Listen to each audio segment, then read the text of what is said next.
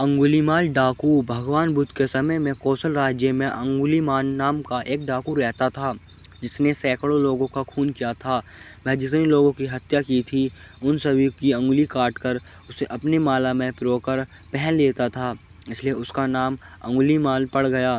वह बहुत ही निर्दयी और क्रूर था। जंगल में जिस ओर उसका इलाका था, लोग उस तरफ जाने से भी डरते थे।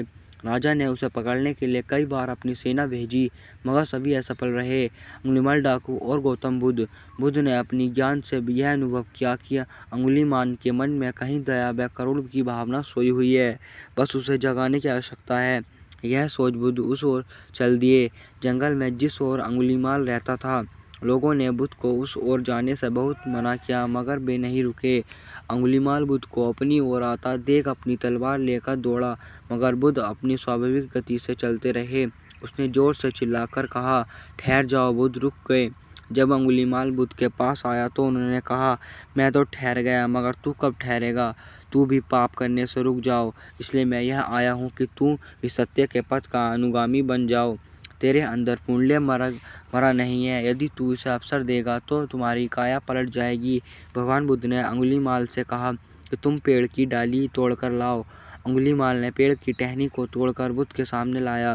बुद्ध ने उससे कहा कि अब इसे जोड़ो। अंगुलीमाल बोला, यह कैसे असंभव है, यही मैं नहीं कर सकता।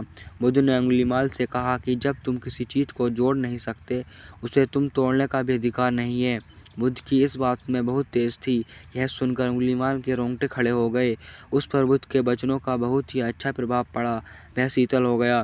वह भगवान बुद्ध के चरणों में गिरकर माफ़ी की गुहार करने लगा। पहली बार किसी ने उसने इतने प्रेम भाव से बात की थी।